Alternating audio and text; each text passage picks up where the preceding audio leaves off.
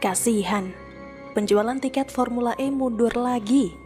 Ditulis oleh Papa Dimas dari siwar.com.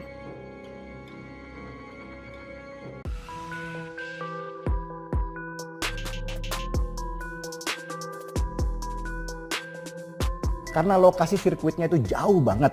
Untuk ke sana orang harus sangat tertarik untuk menonton.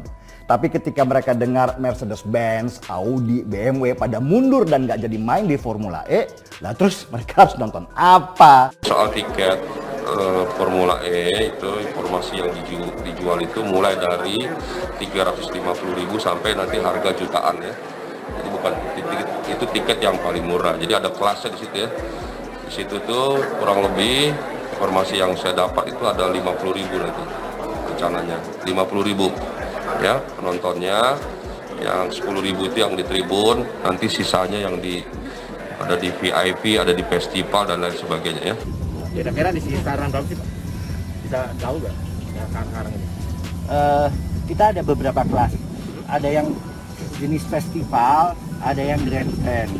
Nah, kalau grandstand memang karena ada biaya grandstand yang tinggi di atas 1 juta. Tapi kalau festival kita tidak terlalu ada kendala dengan price-nya ini.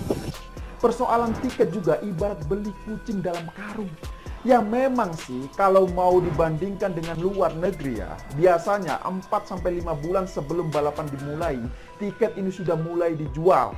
Tapi dengan catatan sirkuitnya ini sudah ada, tribun penontonnya dan fasilitas penunjang lainnya ini juga sudah ada.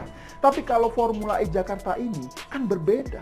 Kita yang protes waktu itu mengatakan kalau Anda menjual itu lalu kemudian tidak jadi, karena ini kan belum tentu juga jadi kan. Siapa yang bertanggung jawab mengembalikan? Sirkuitnya belum tentu jadi. Ya pelaksanaan kan belum ada persetujuan dari FAO. Kemudian kalau itu benaran tidak jadi, siapa yang mengembalikan tiket yang sudah dibeli masyarakat? Uangnya kemana? Siapa yang bertanggung jawab? Gelaran ajang balap mobil listrik Formula E atau Jakarta International E-Prix yang semakin mepet ternyata tidak sejalan dengan persiapan sarana pendukung lainnya. Sirkuit memang sudah selesai pengaspalannya, itu pun molor dari jadwal yang ditentukan. Awalnya target selesai akhir Maret 2022, lalu molor sampai pertengahan April 2022. Setelah pihak Federasi Automobile International atau FIA melakukan peninjauan dan evaluasi akhir Maret lalu.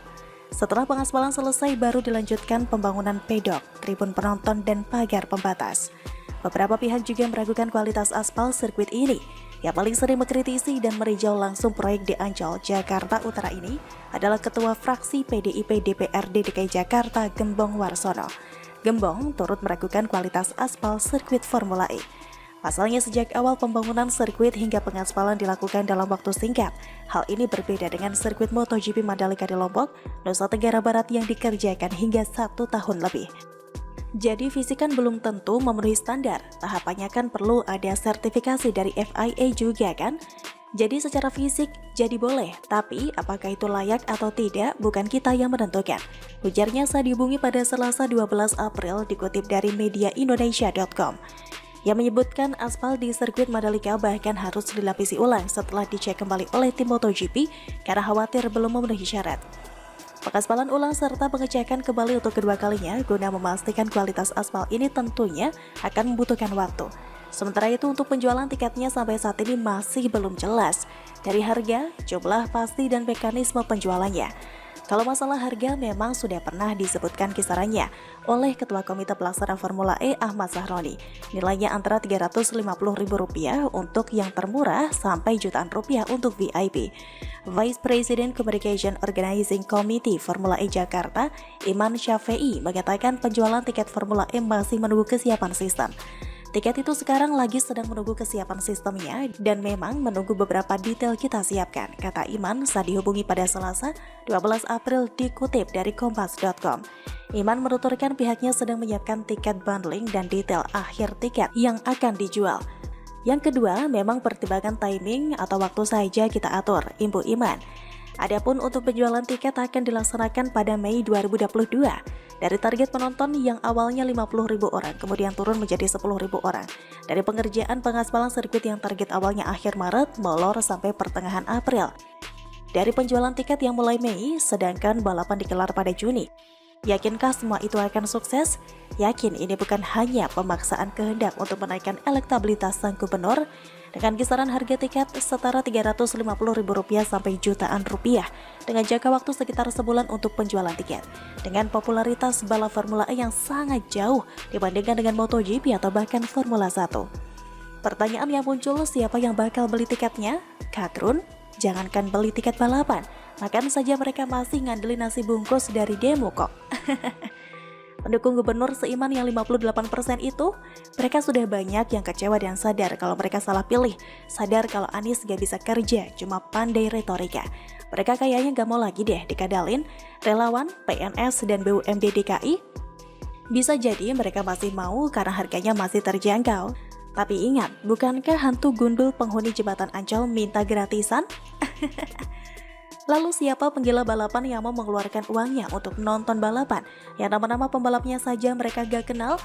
Bahkan keberadaan Formula E saja baru tahu setelah Anies Baswedan ngotot dikelar di Jakarta kok. Belum lagi keberadaan sponsor yang kabarnya masih misterius. Biasanya sponsor akan selalu ingin branding perusahaan atau produk mereka muncul. Bahkan jauh sebelum ajang itu digelar. Kita lihat saja sirkuit Mandalika di Lombok, Nusa Tenggara Barat. Bahkan ketika pembangunan sirkuit belum dimulai, umbul-umbul sponsor sudah terpasang. Pertamina salah satunya. Lah ini, sirkuit sudah hampir selesai dan keberadaan sponsor masih sebatas mitos. Situ sehat bos. Perusahaan mana yang mau menggelontorkan dananya, tapi namanya disembunyikan?